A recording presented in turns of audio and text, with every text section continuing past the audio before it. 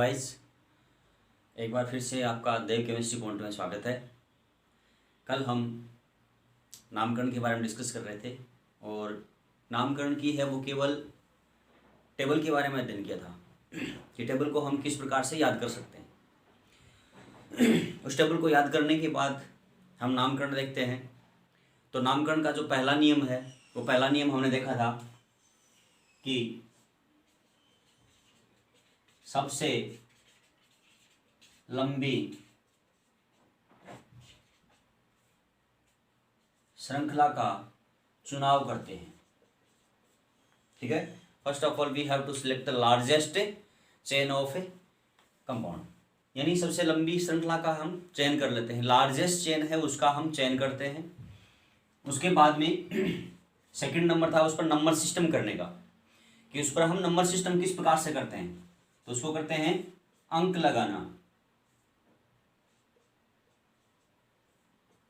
यानी उसके ऊपर हम क्या लगाएंगे, नंबर सिस्टम करेंगे। और अंक किस ओर से लगाएंगे, अंक उस ओर से लगाएंगे जिस ओर से जुड़ा हुआ प्रतिस्थापी या जुड़ा हुआ क्रियात्मक समूह सबसे नजदीक होता है। ठीक है, फिर तीसरे नंबर पे हमें ध्यान रखना है कि जो सबसे लंबी श्रृंखला का चुनाव किया है उसके बाद में अंक लगाया है, और अंक उस ओर से लगाया है जिस ओर से जुड़ा हुआ प्रतिस्थापी समूह है या क्रियात्मक समूह सबसे नजदीक होता है, या जो इंग्लिश में कहें तो जो फंक्शनल ग्रुप है या जो सब्स्टिट्यूट है वो क्या होना चाहिए, उसको सबसे लोवेस्ट नंबर आने चाहिए उसके। तीसरा नंबर देखें तो तीसरे नंबर के अंदर है वो जो नाम लिखते हैं, उस नाम को मैं एक बार शॉर्ट में लिख देता हूं कि किसी यौगिक का नाम है, वो यौगिक का नाम लिखते हैं तो कैसे लिखते हैं, देखो, प्रतिस्थापी की स्थिति प्लस में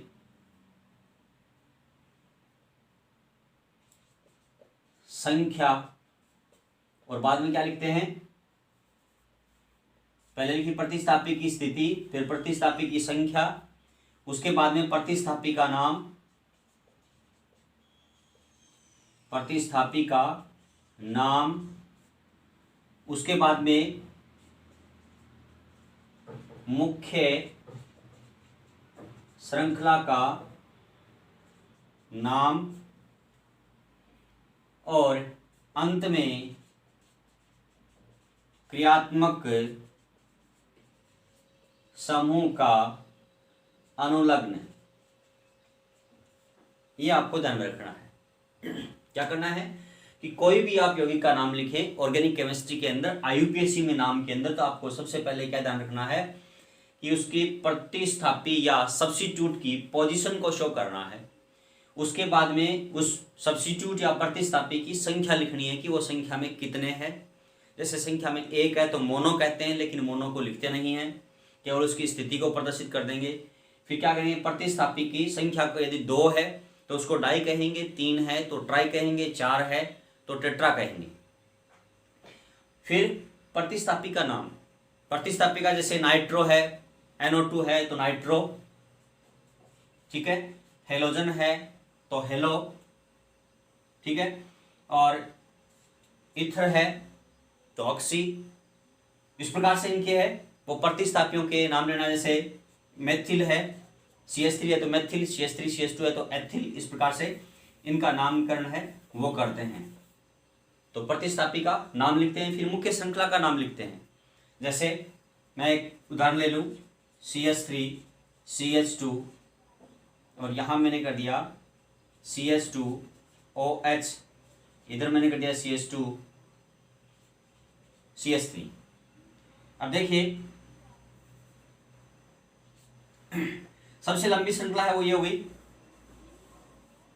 इस लंबी श्रृंखला के अंदर फिर देते हैं हम अंक, ठीक है ना, अंक दिया 1 नंबर, 2 नंबर, 3 नंबर और 4 नंबर। अब इसका हमने इस स्थिति के अनुसार पालन कर लिया, तो अब क्या करते हैं कि सबसे पहले क्या करते हैं, प्रतिस्थापी की पहचान करते हैं। तो तीसरा नंबर कौन सा हो गया, प्रतिस्थापी या क्रियात्मक समूह की पहचान करना है। ठीक है, इसकी पहचान कर लिया आपने, और पहचान करने के बाद में इनका नाम लिखना है। तो आपने पहचान की है, पहचान के अनुसार ही उसके अंक लगाना है। तो देखिए यहां पर एक तो है OH। OH मैंने कल बताया था कि नो एल्कोहल, ठीक है ना। कितने नंबर पे आ रहा है? यदि हम एनहाइड्रस को हटा देते हैं तो 9 नंबर पे आता है, और एनहाइड्रस को इंक्लूड कर देते हैं तो कितने पे आता है? 10 नंबर पे आता है। जबकि मेथिल कहाँ आता है? सबसे आखिर में आता है, ठीक है ना। तो मेथिल है वो एल्किल ग्रुप है, वो सबसे आखिर में आ रहा है, तो ये 9 नंबर पे आ रहा है, आखिर में आ रहा है। तो अब हमने पता लगा लिया कि ये तो कौन सा है? प्रतिस्थापी है, और ये कौन सा हो गया है? फंक्शनल ग्रुप है या क्रियात्मक समूह है। तो आपने प्रतिस्थापी देखो की स्थिति लिखते हैं इसके अंदर, तो नाम लिखा, तो नाम के अंदर क्या किया आपने? सबसे पहले प्रतिस्थापी की स्थिति लिखी, तो इसके अंदर स्थिति क्या है? 2 नंबर है, तो मैंने यहाँ पर स्थिति लिख दी। फिर क्या है? प्रतिस्थापी की संख्या, प्रतिस्थापी की संख्या कितनी यहाँ पर? 1 है, तो 1 को हम लिखते नहीं मोनो के रूप में, तो छोड़ दिया। फिर क्या आया? प्रतिस्थापी का नाम, तो नाम क्या है इसका? मेथिल है या मिथाइल है? नाम क्या है इसका? मेथिल या मिथाइल है। फिर मुख्य श्रृंखला का नाम, मुख्य श्रृंखला के कार्बन कितने हैं? 1 2 3 4, तो 4 का पूर्व लगन क्या होता है? ब्यूट। और बॉन्ड कौन से सबके बीच में? सिंगल बॉन्ड है, तो ब्यूट प्लस एन नाम क्या हो गया? ब्यूटेन हो गया, ठीक है। तो इसका नाम क्या हो गया? ब्यूटेन, ठीक है। अब देखो लास्ट में बाद में क्या किया है? मुख्य श्रृंखला का नाम लिखने के बाद में क्या है? उसके साथ क्रियात्मक समूह का अनुलग्न जोड़ते हैं।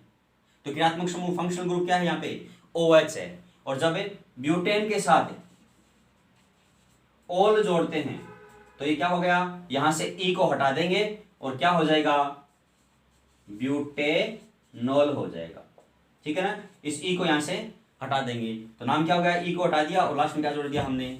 ओल कर दिया है, ठीक है। तो नाम क्या हो गया इसका? 2 मिथाइल ब्यूटेनॉल। इस प्रकार से हम इसका नामकरण करते हैं। मैं छोटा सा है, इसको यदि आप ध्यान में रख लेते हो तो पूरा है वो नाम है वो आसानी से हो जाता है।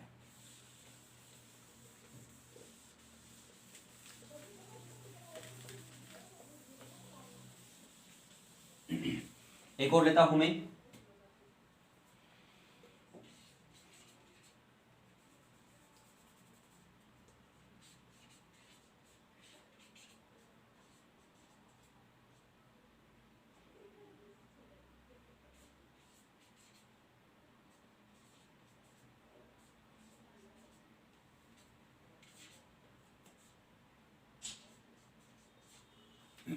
अब देखिए कि मैंने एक श्रृंखला ली है, सबसे लंबी श्रृंखला ये होगी। श्रृंखला के अंदर क्या ले लिया हमने? अंक लगाना है। अब अंक किस ओर से शुरू करें? तो सबसे पहले आपको क्रियात्मक समूह ये और प्रतिस्थापी है उनकी पहचान करनी है। कि यहां देखिए OH है, अब OH का पूर्व लगन लगे या अनुलग्न लगे वो देखें। हेलोजन का है वो हमेशा पूर्व लगन होता है, तो हेलो हो गया। इसका क्या हो गया? मेथिल हो गया। चलो कोई बात नहीं, लेकिन अब यहाँ पर देखो 2 आ गए हैं। एक तो क्या है? एल्डिहाइड है, एक यहाँ पर क्या है? एल्कोहल है। हमने देखा था कि यदि हम एनहाइड्रस को हटा दें तो इसको हमने 7 नंबर जो हम लकी नंबर मानते हैं उसकी जगह रखा था। तो ये कितने नंबर पे था? 7। और ये कितने पे था? 9 नंबर। इसका मतलब सन जो टेबल थी, टेबल में ऊपर कौन है? एल्डिहाइड है। तो एल्डिहाइड का क्या काम में लेंगे? सफिक्स काम में लेंगे, यानी अनुलग्न काम में लेंगे। और ये किसका काम में लेंगे? पूर्व लगन काम में लेंगे। तो इसका पूर्व लगन क्या है? हाइड्रोक्सी। OH का पूर्व लगन क्या होता है? हाइड्रोक्सी होता है, ठीक है। तो इसका नाम देखें, मैंने क्या कहा है कि सबसे पहले आपको क्या करना है? प्रतिस्थापी की स्थिति लिखनी है। प्रतिस्थापी की स्थिति देखो क्या क्या चीजें होगी कि आपके पास एक तो क्लोरो है। क्या आपके पास एक क्लोरो? क्लोरो किससे शुरू हो रहा है? C से। एक आपके पास मिथाइल है। क्या नाम आपके पास है? मिथाइल है या मेथिल है। एक आपके पास है हाइड्रोक्सी है। क्या आपके पास है? हाइड्रोक्सी है। यानी ये C से शुरू हो रहा है, ये M से शुरू हो रहा है, ये H से शुरू हो रहा है। तो 1 नंबर पे आप इसको लिखोगे, 2 नंबर पे इसको, 3 पे इसको, क्योंकि अंग्रेजी वर्णमाला या इंग्लिश अल्फाबेट के अकॉर्डिंग इसको हम अरेंज करेंगे या व्यवस्थित करेंगे। तो सबसे पहले क्या लिखेंगे? प्रतिस्थापी की स्थिति, फिर संख्या, फिर प्रतिस्थापी का नाम। तो यहाँ पर देखो क्या हो गए हैं, यहाँ पर 3 हो गए हैं प्रतिस्थापी, क्योंकि ये अनुलग्न ले लिया है, ठीक है ना। वैसे OH फंक्शनल ग्रुप होता है, क्रियात्मक समूह होता है, लेकिन यहाँ पर किस रूप में कार्य करेगा, ये प्रतिस्थापी के रूप में कार्य करता है। क्यों, क्योंकि यहाँ पर क्रियात्मक समूह हमने किसको मान लिया है, एल्डिहाइड को मान लिया है। तो देखो इसको क्या करेंगे कि सबसे पहले मैंने क्लोरो लिखा, तो क्लोरो को इस में कितने नंबर दे दिया हमने, 2 नंबर कार्बन के ऊपर है, तो 2 नंबर कार्बन पे तो क्लोरो क्या हो गया, 2 क्लोरो, नाम क्या हो गया इसका, 2 क्लोरो। फिर क्या करेंगे, स्थिति लिखती, संख्या इसकी 1 है इसलिए लिखते नहीं है, क्लोरो हो गया फिर उसका नाम। फिर देखो दूसरा कौन सा आ गया, हाइड्रोक्सी, कितने नंबर पे है, 3 पे, तो 3 हाइड्रोक्सी, 3 हाइड्रोक्सी। फिर मिथाइल बच गया, मिथाइल कितने पे, 4 मिथाइल या मैथिल। अब देखिए संख्या कितनी है, 5 है, 5 का पूर्व लग्न क्या होता है, पेंट, और पेंट के साथ सभी के साथ क्या है, सिंगल बॉन्ड है, तो नाम हो गया पेंटेन। और पेंटेन के साथ ये जो क्रियात्मक समूह है, क्रियात्मक समूह का क्या होता है, एल होता है, तो क्या करेंगे, पेंट प्लस से एन और प्लस से एल कर देंगे, ठीक है। ये तो है इसका प्राथमिक सफिक्स, और ये कौन सा होगा इसका सेकेंडरी सफिक्स, यानी दो अनुलग्न हो गए इसका, ठीक है ना। ये तो कौन सा हो गया, ये बंध के आधार पे है या बॉन्ड के अकॉर्डिंग है कि कार्बन और कार्बन के बीच में कौन सा बॉन्ड है, और ये कौन सा हो गया, उससे जुड़े हुए फंक्शनल ग्रुप या क्रियात्मक समूह के अकॉर्डिंग इसका नाम हो गया है। तो इसको आपने जोड़ा, तो यहां से एक ई हट गया और ई हट के ये शब्द जुड़ जाएगा, तो नाम क्या होगा इसका, पेंटेनेल या पेंटेनल, तो नाम कर दिया आपने पेंटेनल या पेंटेनेल, तो ये इसका IUPAC नाम हो गया।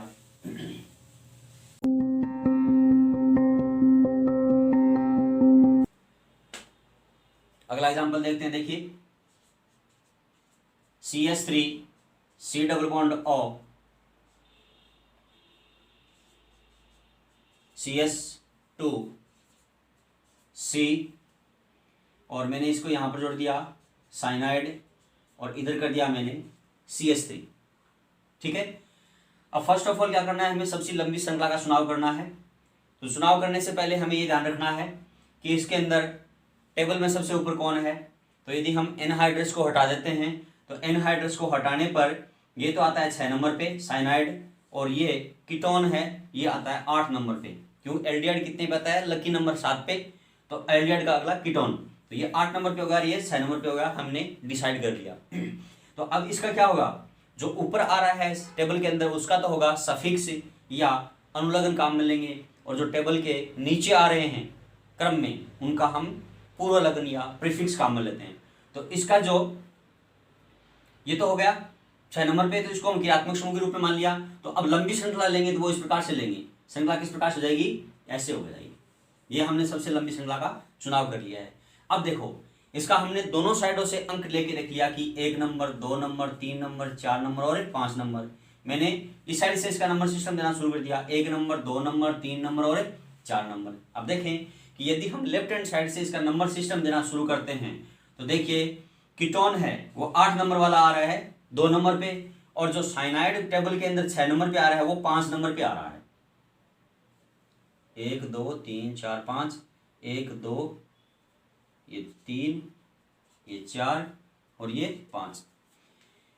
ये तो कहां से आ रहा है, राइट हैंड साइड की तरफ से यदि हम इसको लें तब, और यदि हम इस साइड से लेफ्ट हैंड साइड की तरफ से यदि हम इसका अंक दें, तो देखिए जो साइनाइड है वो कितने नंबर पे आ रहा है, 6 वाला, एक ही नंबर पे आ रहा है, ठीक है। और 2 3 4 4 नंबर पे क्या आ रहा है, 8 वाला कितने पे आ रहा है, 4 नंबर पे। तो हम प्रायोरिटी देखो किसको देंगे, इस वालों को देंगे। क्यों, क्योंकि जो 6 नंबर पे जो साइनाइड है वो साइनाइड 1 नंबर पे आता है, ठीक है ना। तो ऊपर वाला जो नंबर सिस्टम दिया है वो हमारा क्या हो जाएगा, रॉन्ग माना जाएगा।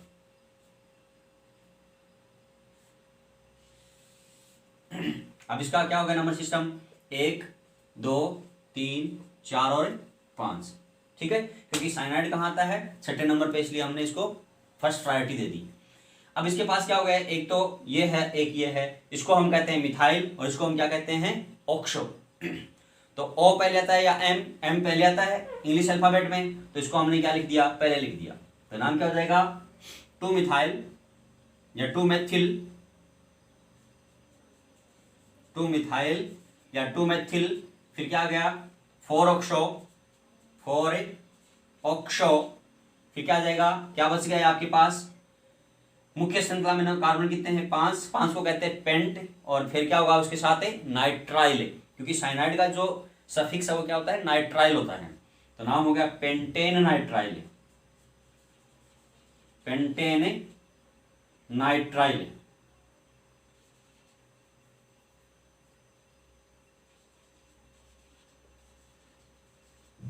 तो क्या हो गया इसका, आईयूपीएसी नाम हो गया है।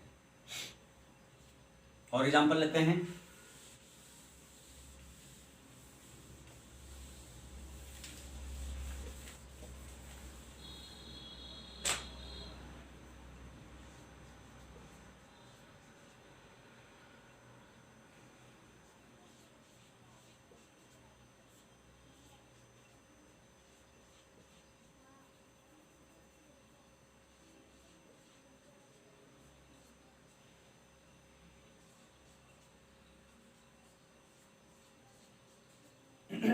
ये ले लिया मैंने। अब इसमें देखिए कि इस प्रकार की कोई श्रृंखला आती है और उस श्रृंखला में कार्बोक्सिलिक अम्ल की संख्या ज्यादा हो, कितने से, पहले हम देखो 2 का ही ले लेते हैं एक बार। चलो मैंने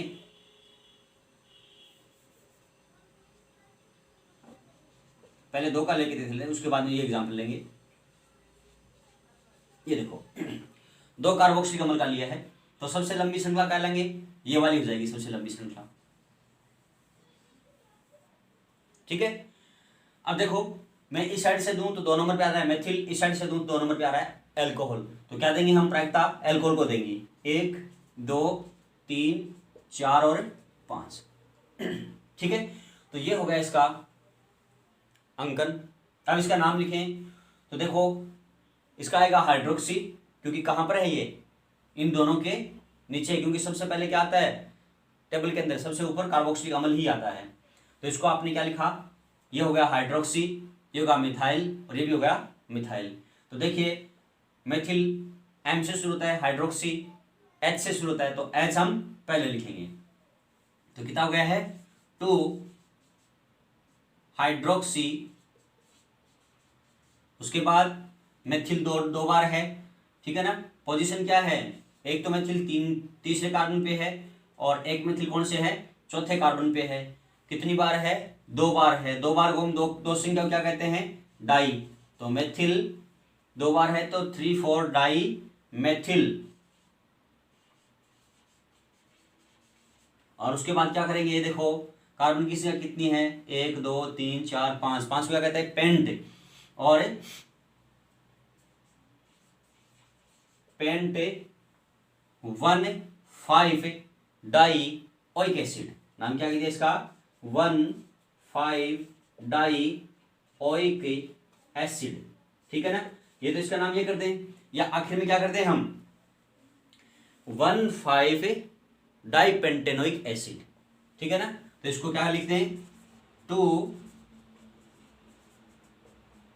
hydroxy 3,4 di methyl 1,5 di pentanoic अम्ल। इस प्रकार से हम इसका नामकरण कर सकते हैं, ठीक है ना। यहां ध्यान दें कि कार्बोक्सिलिक अम्ल की संख्या कितनी है, 2 है, तो हम इसको ऐसा भी कर सकते हैं यहाँ पे पेंट 1,5 डाई कार्बोक्सिलिक अम्ल, ठीक है ना। क्या नाम दे सकते हैं इसको, पेंट 1,5 डाई कार्बोक्सिलिक एसिड भी कर सकते हैं इसको। क्यों, क्योंकि आईयूपीएसी के अंदर है इसके सफिक्स 2 प्रकार के होते हैं, डाई ओइक एसिड या डाई कार्बोक्सिलिक एसिड।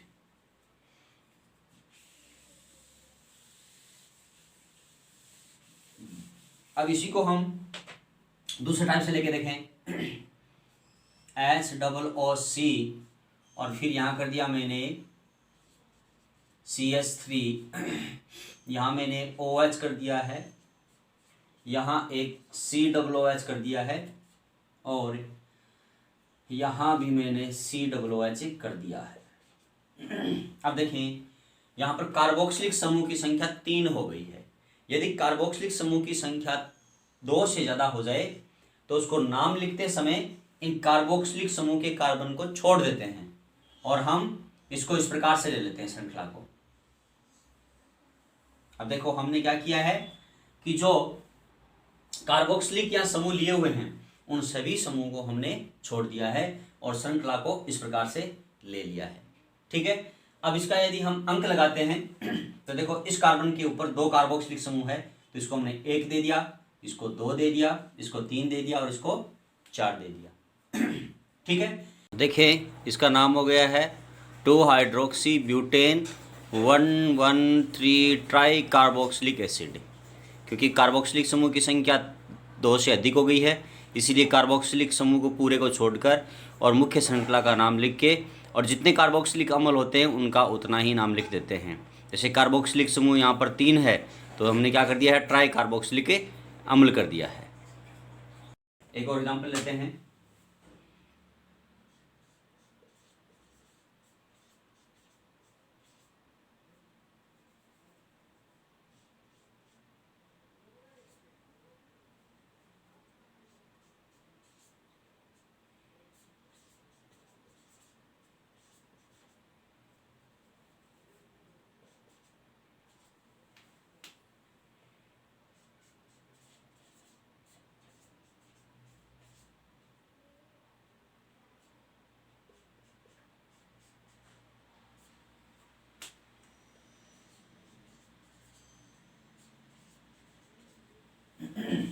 इसका नाम देखिए, दोनों में अंतर देखिए।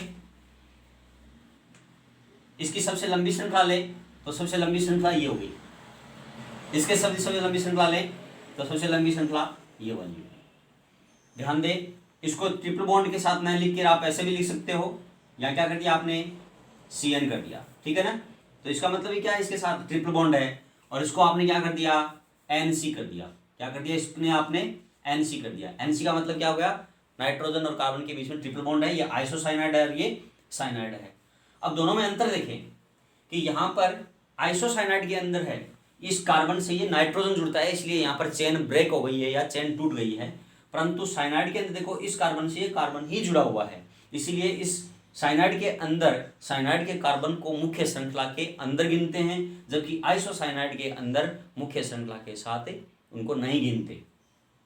ठीक है, तो देखिए नंबर सिस्टम करें तो 1 2 और 3, यहाँ से नंबर सिस्टम करें तो 1 2 3 और 4, यानी साइनाइड के अंदर कार्बन 4 हुए और आइसोसाइनाइड के अंदर कार्बन हमने 3 ही किए। क्यों, क्योंकि ये जो कार्बन है ये कार्बन नाइट्रोजन से जुड़ा हुआ है, इस डायरेक्ट कार्बन से नहीं जुड़ा हुआ है, इसलिए श्रृंखला में हम इसको नहीं लेते।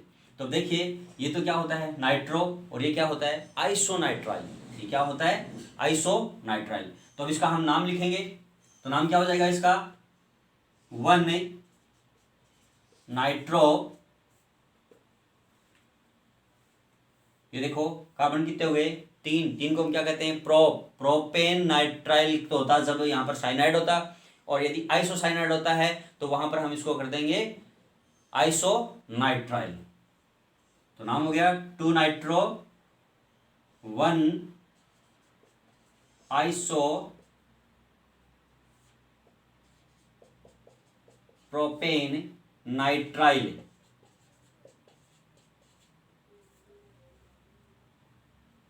सॉरी प्रोपेन आइसोनाइट्राइल, फिर से लिख देता हूं मैं इसको, साइड से लिखता हूं, यहां लिख दिया मैंने 1 नाइट्रो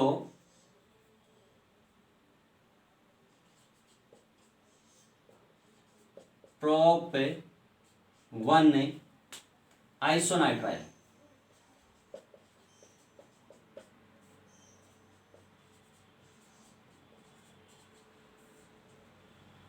ठीक है, अब इसका नाम लिखना चाहें तो क्या हो जाएगा, देखिए 1 नाइट्रो 1 नाइट्रो अब कार्बन संख्या कितनी हो गई 4, तो क्या हो गया ब्यूट, तो नाम हो गया ब्यूटेन नाइट्राइल। ठीक है, ब्यूटेन नाइट्राइल या ब्यूटेन 1 नाइट्राइल।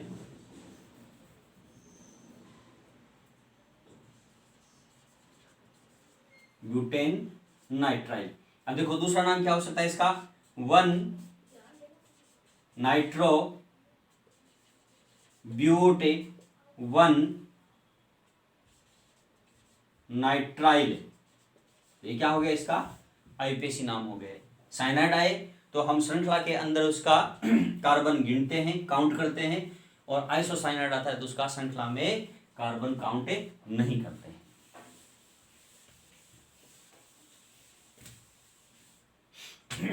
अब देखें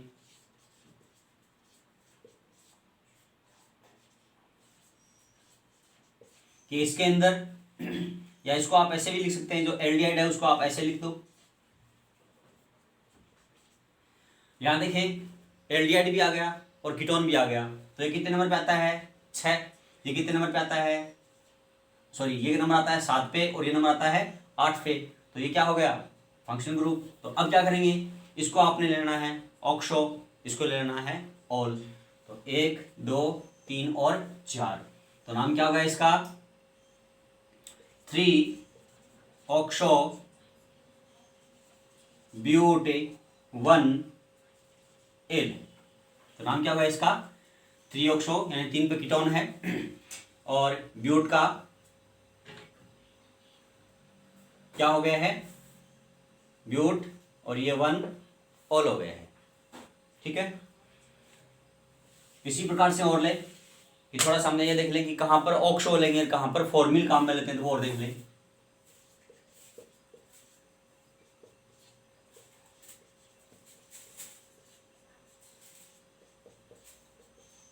अब यहां देखिए कार्बोक्सिलिक अम्ल भी है, एल्डिहाइड भी है और एक कीटोन भी है। अब यहां पर एल्डिहाइड के लिए ले लेंगे फॉर्मिल और इसके लिए लेते हैं ऑक्सो। यानी किसी कार्बन की श्रृंखला के अंदर, चेन के अंदर फॉर्मेल्डिहाइड और कीटोन हो तो वहां पर फॉर्मिल तो लेते हैं फॉर्मेल्डिहाइड के लिए और ऑक्सो लेते हैं कीटोन के लिए। क्योंकि एल्डिहाइड के लिए हमने 2 प्रीफिक्स काम में लिए हैं, एक तो फॉर्मिल और एक ऑक्सो। यानी एल्डिहाइड के लिए पूर्व लगन हम ऑक्सो भी ले सकते हैं और फॉर्मिल ले सकते हैं। यदि अकेला एल्डिहाइड आए, जैसे यहां पर कर दिया आपने एक बार CH2, तो अब क्या करेंगे इसको 2 फॉर्मिल और ब्यूटेनोइक अम्ल कहेंगे। इसको क्या कहेंगे 2 फॉर्मिल ब्यूटेनोइक अम्ल कहेंगे तो भी सही होगा, और 2 ऑक्सो ब्यूटेनोइक अम्ल कहेंगे तो भी सही होगा। 2 ऑक्सो ब्यूटेनोइक अम्ल या 2 फॉर्मिल ब्यूटेनोइक अम्ल, तो दोनों सही है। परंतु यहां पर जैसे ही आ जाता है तो अब हम इसको ऑक्सो नहीं कहेंगे, क्योंकि ऑक्सो के लिए वर्ड किसके लिए आएगा, अब कीटोन के लिए आएगा। तो नाम क्या होगा इसका 1 2 3 और 4 कार्बन हो गए। तो पहले कौन सा आएगा एल एस ऑक्सो, ये फॉर्मिल F से शुरू होता है, ऑक्सो O से शुरू होता है, तो क्या हो गया 2 फॉर्मिल 3 ऑक्सो, और कार्बन की संख्या 4 है तो ब्यूटेनोइक एसिड, ब्यूटेनोइक एसिड। ये क्या कर सकते हैं इसको 2 फॉर्मिल 3 ऑक्सो ब्यूट, ब्यूट पे क्या है 1 ओइक अम्ल, ये इसका नाम हो गया, या ब्यूट 1 कार्बोक्सिलिक अम्ल।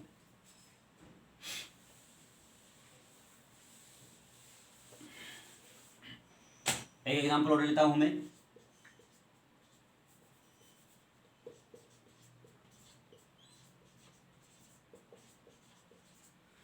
यदि ऑक्सीजन दोनों ओर से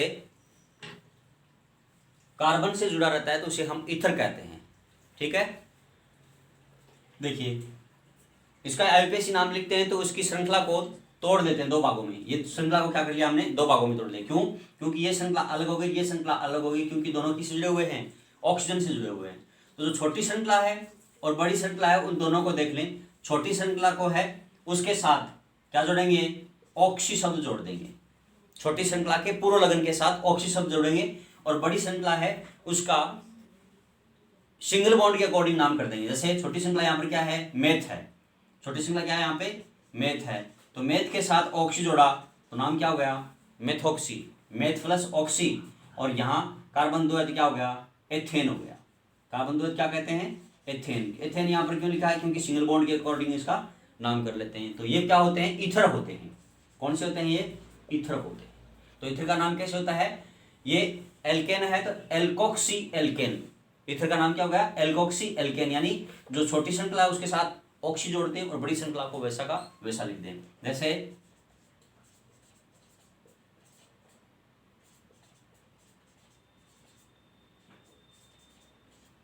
ये देखिए, तो ये छोटी श्रृंखला है, ये 3 है कार्बन, तो इसको 1 नंबर 2 नंबर इसको दिया 3 नंबर, तो ये छोटी श्रृंखला हो गई। छोटी श्रृंखला में क्या है, एथ, तो एथ के साथ क्या होगा, ऑक्सी, तो नाम हो गया एथॉक्सी। एथ प्लस ऑक्सी नाम क्या हो गया, एथॉक्सी। कितने पर है देखो, एथॉक्सी कौन से कार्बन पे जुड़ा हुआ है, 2 नंबर पे, तो आपने क्या कर दिया, 2 एथॉक्सी प्रोपेन, नाम क्या कर दिया इसका, 2 एथॉक्सी प्रोपेन।